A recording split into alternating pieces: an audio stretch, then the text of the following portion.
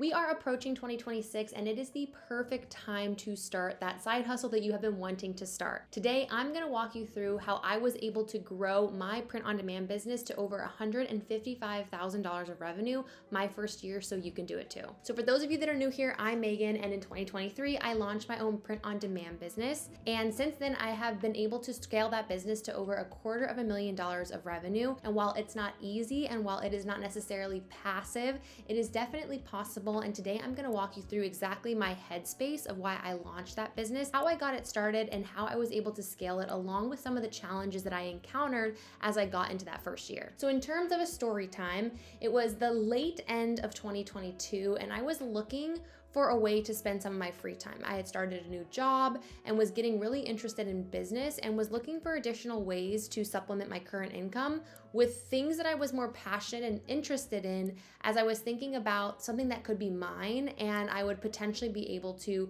immediately see the return on my efforts. And while that sounds really fun and really fancy, it was just something that while I was sitting on the couch watching TV, I wanted to make that time a little bit more productive and wasn't willing to go out and buy a lot of equipment or spend a lot of time on the weekends. It was something that I wanted to be able to do while I was relaxing or doing other things that could still make that time more productive. So I obviously set to Google and started looking up different side hustle ideas. I originally landed on something called drop shipping, which is essentially meaning that you set up a website where you sell a product and you don't actually pay for that product until a customer orders it from you.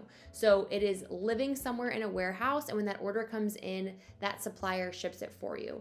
I liked this business model because it meant not a lot of inventory, but as I researched it more, it seemed like it had gotten like a little bit saturated, and the quality was an element where a lot of these products were coming from overseas, and I did want to launch a brand. I wanted to launch something that I was proud of and that actually had my brand tied to it, and I could build it to be copacetic. So that's kind of why I shied away from drop shipping. But while looking for drop shipping, I stumbled upon print on demand. So if for those of you that don't know, print on demand is a business model where you create different designs and aesthetics, and you're able to apply those designs to different products, and a production partner will actually print, package, and ship that order for you. So there's no inventory. You're not having to actually handle products yourself. It has a very low barrier to entry, so you can get this started very quickly within a couple of hours, and you actually aren't charged for anything until an order actually comes in. So it gives you that flexibility and that freedom. When I launched this business, I launched it in 2 different channels. The first channel was an Etsy store. I launched it as an Etsy store because I thought my audience and the brand that I was looking to launch would be found on Etsy, and they ultimately were found on Etsy. But I was also really interested in shipping directly to that customer and owning an email list and being able to have my own .com website. So I launched on Shopify as well. As I got into this business, I recognized early that I needed to pick one channel because this does take a lot of time, and a lot of people will try to tell you that print on demand is passive. It's not necessarily passive until you get like a bestseller and the orders are coming in and the reviews are coming in. But in that meantime, there's a lot of effort and a lot of work to get those designs and those products listed, and I simply wasn't able to manage both as effectively, so I ended up pivoting over to Etsy. So I got all this started in September of 2022 and just started getting some listings live. I had a hypothesis that I wanted to launch a business that was in something that I was interested in, something that was girly, something that was fun, and I went ahead and I started launching within the bridesmaid and bachelorette niche. I chose this niche for a couple of reasons. A, I knew that all of my girlfriends were constantly flocking to Etsy to look for their bridesmaid and bachelorette items, so I knew that there was demand there. I also launched it in this vertical because of the multi-product orders that would allow for me to have a bigger basket size and a bigger cart size that might increase my revenue faster than if I was just selling like $20 items here and there. However, when I started listing products, I did not do what is now what I preach as best practice. It is best practice when you launch a print-on-demand business, and especially an Etsy store, to launch that in a very specific niche and typically only list across a few different products. I didn't follow that niche. I was simply launching bridesmaid and bachelorette items across probably a dozen different products. As I look back on it, was something that if I had pivoted, I probably would have had more success early. So launching that in September, I had 0 orders. As I got into October, I also had 0 orders. In November, I was like, okay, I now have about 50 products live. I'm gonna go ahead and have one of my family members place an order so I can start kind of getting the flow of what happens when that order comes. They were nice enough to place an order and give me a 5-star review. So in November, I was able to get my first 2 orders. Still, it was like crickets. However, I stayed dedicated and I was having a lot of fun making these designs and learning about business and understanding the platform and doing my research. And so that is something that I would encourage you. If you are not interested in any of that, it is going to be harder to commit to this business model. I was able to do it all from the couch. And so that's why I was excited, as I was like, oh, I'm watching TV, but I'm also over here working on my business, and I enjoyed that. Now, something very exciting happened in December.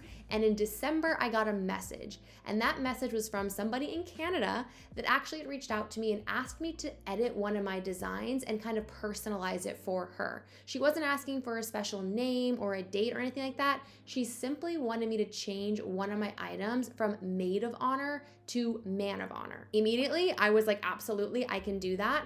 So I was able to make that change, throw up that listing, and she purchased my first non-familial order. From there, I kind of got the intuition that I was going a little bit too broad. And so I started to do more of these still bridesmaid, bachelorette type themed items, but start making them a little bit more specific. So instead of bridesmaid, I did bridesman. Instead of maid of honor, I did man of honor. And I started going a bit more generic to the bridal party and not specifically in bridesmaids. When I did that, I started getting more orders. So in December, I was able to do 6 orders. So then that first 90-day period from September 19th through the end of December, I had only done 8 orders, but I had stumbled upon an insight that was going to fuel the next year's worth of over 6 figures of revenue. So from there, I went really deep into other different themes that I could pull for my products that were not already live and listed on Etsy.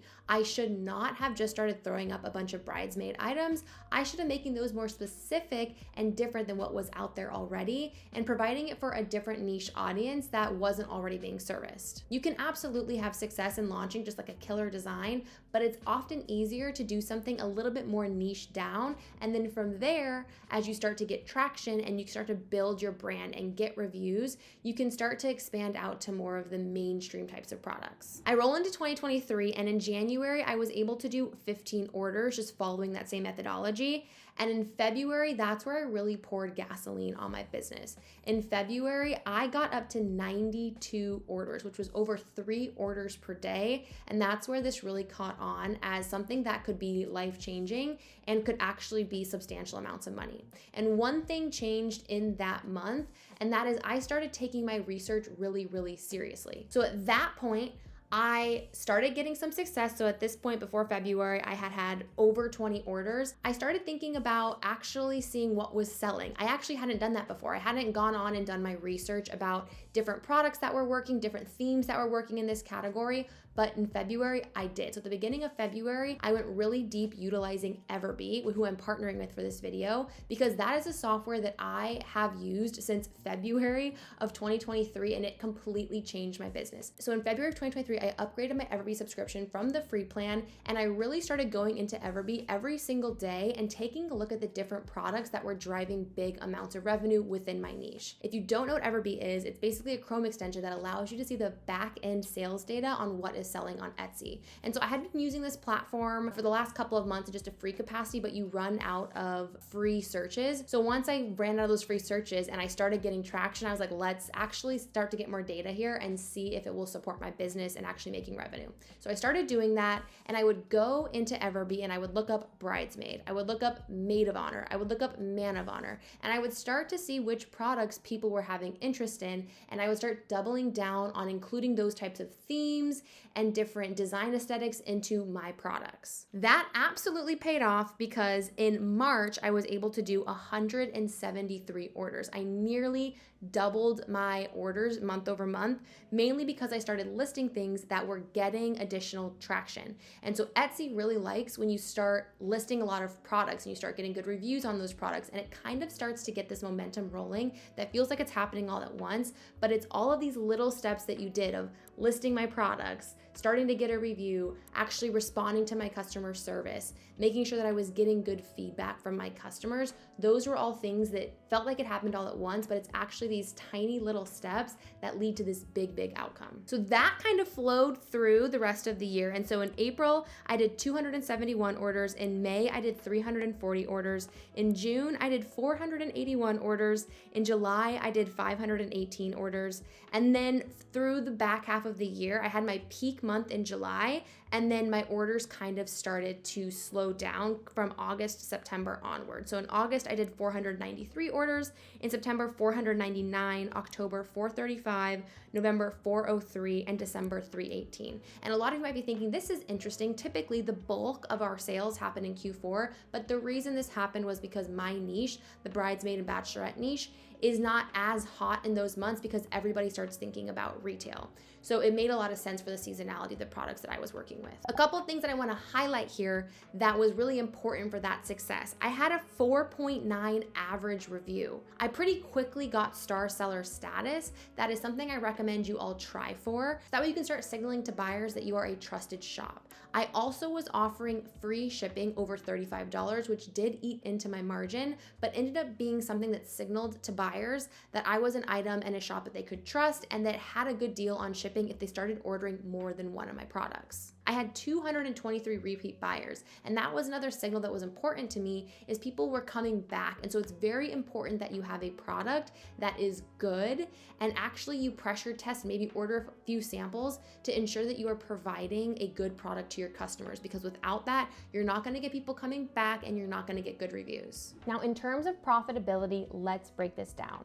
So when I took a look at my total revenue for that year, it was $155,000. This is not what gets shown within my Etsy dashboard because there are other fees that come out of that. And while the fees are less important, I still want to call them out so you know that if you start listing on Etsy, these are different items that come off the top that you never really see any portion of. So the first part of that was sales tax. What is awesome about Etsy is they remit this for you, meaning that they send it off to the authorities and you don't have to actually pay sales tax like you would if you had a Shopify account. So it's a really great feature of Etsy, and that was about 6% of my total revenue. In addition to that, there was Etsy fees associated. So every time an order came from Etsy, there would be a transaction fee, a credit card fee, and also a processing fee. So that all added up to 11%, also including the Etsy listing fees, which is 20 cents every time you sell an order. So about 11% of this was $16,000 that just went right to Etsy. And so this is how Etsy makes money. Etsy made $16,000 off of me sitting on my couch doing this work, and that's why it's important that you make sure that your products are ones that sell, because when you make money, Etsy makes money. I did do Etsy ads my first year of running my print-on-demand business, and I did that because I wanted to keep getting these learnings. The first couple of months, I wasn't getting any traction, and I wanted to start seeing why, like which products were gonna get people to start favoriting my items and actually getting traction. And so it was important to me. I was okay taking a lower margin if that meant that I was gonna get faster learnings. And so by spending this $14,000 across the year, I was able to boost my listings and get more people to my shop, which was important for me. But if you do not invest in Etsy ads, you have a question to ask yourself here. If I had not spent this $14,000, what would your revenue have been? Would it have been $60,000? Would it have been $100,000? And what is that trade-off? I know lots of sellers that have had insane six-figure years or even months, and they don't do ads. So do what's right for you and maybe test and iterate. And I have a video on ad strategy that I will link here too. From there, the biggest chunk of my cost went to cost of goods sold. So my actual product cost and shipping fees. This was $85,000. So I paid my production company $85,000, over 50% of my revenue, for them to print, package, and ship that order for me, which I will pay over and over again because I didn't have a single box sitting in my house, and this is the beauty of print on demand. I had a little sliver of refunds, which made up less than $1,000 and less than 1% of my overall revenue. The reason I have this is that there were certain times where I knew as a business owner I was in the right, but it's easier to go ahead and refund a customer if it's gonna take some peace of mind and resolve an issue, as opposed to letting something drag out and giving you a bad review, which ultimately was not something that I wanted. I wanted to avoid a bad review and keep my 4.9 star rating so I could keep my star seller status and just keep scaling my business. That left me to my final profit of $27,000, so an 18% profit margin, which is actually pretty low for print on demand. Most print on demand sellers, and in my current year, I'm sitting at closer to a 25% profit margin, mainly because I've scaled back on my Etsy ads. But this is an insane amount of revenue that for me was a life-changing amount of money and allowed me to start thinking about how I could continue to double down on my business. A couple of things happened at the tail end of 2023 where people started knocking off my designs, and I can talk a little more about that in a future video, but these are gonna be business challenges that come about, and for me, having $27,000 of profit on this year of being able to work from my couch print on demand was pretty cool. So hopefully that was helpful in helping you understand how my first year got started and where that momentum started to build and the changing points for me and my print on demand business. If you have any questions, feel free to drop that in the comments below, and go ahead and like and subscribe. I post video about how to start your own print on demand business, scale your print on demand business, different trends and business ideas that are perfect if you are wanting to start something from home. So thank you so much for watching, and I will catch you on the next one.